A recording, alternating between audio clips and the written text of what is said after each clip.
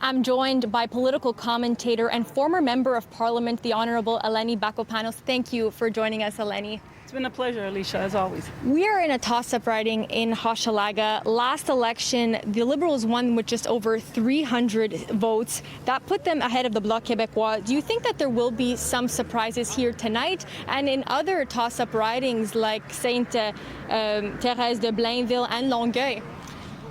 I have no crystal ball, I must say, Alyssia, but I would say that the Bloc are poised to make gains in Quebec. Will that gain be in Hochelaga? It certainly won't. It's one of the ridings, the only riding actually in Montreal where they have targeted in order to be able to win. Outside of the island of Montreal, yes, they have targeted 3 or 4 ridings in the South Shore and 3 or 4 ridings in the north. It will all depend on how much they managed to get out their vote in the advanced polls, in my opinion. And from what everybody's saying, they did manage to get out their vote. And tonight, did they get out all the vote? And did the statement made by that moderator at the debate that Quebec is discriminatory, although that's not what she said, but how it was spinned after, what effect it will have? Because it certainly gave a momentum, but the momentum has died in the last few days of the Bloc. The other also, in terms of Quebec, how will the Conservatives do? Will the Conservatives lose some seats because the PC party is at 10%, but mostly in the West? But the effect could be in Quebec, for example, that the 10% that they get from the Tories will allow the Bloc to win some Tory seats back that they used to have during my time as a member of parliament. So it'll be a very interesting what happens in Quebec and how high the numbers will be for the Bloc in Quebec. And across Canada, for Mr. Trudeau to get his majority, he needs Ontario, and he needs Quebec, and he needs a few seats in the West. It's going to be an interesting night, Alyssia, no matter how we see. There's going to be surprises. I say that now. Will Annamie Paul be able to hold on to the 3 seats that they had, the Greens, before? No one can predict that at the moment. They're competitive in 2. Her seat, we'll see if she manages to pull off a surprise, although it's a very Liberal riding where she's running at the moment. You mentioned the debate. After the debate, the reports found that the Bloc Québécois support went up by 3 points. So do you think that tonight it will really make all the difference and they will perform?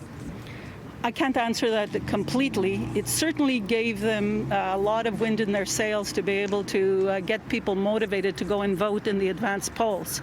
Yes, I think it will make, if I was to predict, yes, it will make a difference. They're motivated. They're motivated to go because they've been motivated both by Mr. Blanchette and also Mr. Legault.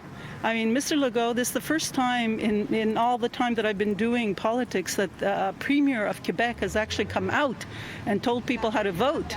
He may have come out and asked for certain things during a political federal campaign, but this is the first time that the Premier actually said who to vote for.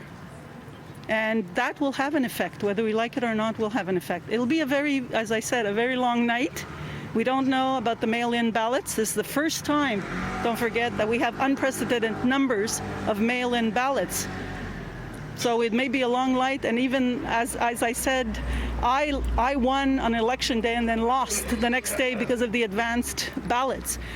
Now it's the mail-in ballots that may have an effect, and it may take 2 or 3 days to count. But certainly Hochelaga is a riding to watch. Longueuil is a riding to watch because it's gone back and forth. Blainville is another riding to watch. But on the island of Montreal, I pretty much think that the Liberals will be strong. Rosemont, of course, is NDP, and it looks like he may end up keeping the seat. The sad thing is that the NDP has not managed to make a lot of gains in Quebec. You know, the orange wave is gone. It's gone, despite Mr. Jagmeet Singh coming very often to Quebec. But then again, I don't see any room for him in this election campaign in Quebec as making as many wins. But who knows? If the progressive vote, which is what he goes after and Trudeau goes after, is split, I think that Mr. Trudeau will not get his majority tonight if that progressive vote.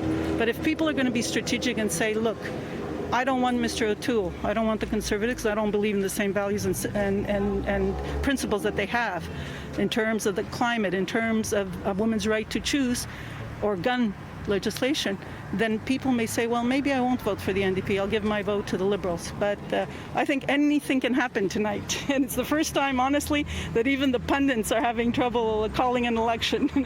Well, you mentioned it, that the mail-in ballots will ultimately take possibly a day or two to count, but we may still know who a winner is tonight. So what do you think is going to happen? What kind of results are you expecting, in individual ridings and as a whole? Well, I think I more or less said that in Quebec, I don't know how high the Bloc has risen and what will be the fallout from Conservatives losing votes to the PPC and then the Bloc coming in. But if I was to predict, and I have no, like I said, I don't have any facts to back it up except a political instinct, I think Mr. Trudeau will hold on to at least a minority government, if I was to say that. But that, again, all this it depends on what happens with the Bloc in Quebec, what happens with the PPC party in Ontario. So I think we're going to have a long night, and we're going to have a few surprises, I have a feeling, tonight. Thanks, Eleni. Thank you. In Hochelaga, Alyssia Rubertucci, City News. Ahead on